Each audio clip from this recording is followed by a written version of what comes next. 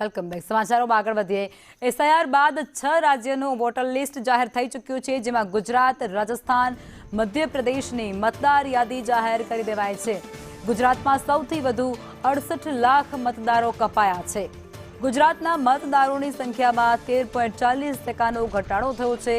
મધ્યપ્રદેશમાં 34 લાખ મતદારો કપાયા છે અને રાજસ્થાનમાં 31 લાખ મતદારો કપાયા છે। આ તરફ છત્તીસગઢમાં અને કેરળમાં પણ મતદારો કપાયા છે। છત્તીસગઢમાં 25 લાખ કપાયા છે મતદારો, તો કેરળમાં 8 લાખ અને ગોવામાં 1.27 લાખ મતદારો કપાઈ ગયા છે। 6 રાજ્યના એસઆઈઆર જે ગણતરી બાદ હવે આંકડાઓ પણ સામે આવી ચૂક્યા છે। ગુજરાતમાં સૌથી વધારે મતદાતાઓ જે છે તેમની સંખ્યા કટ કરવામાં આવી છે।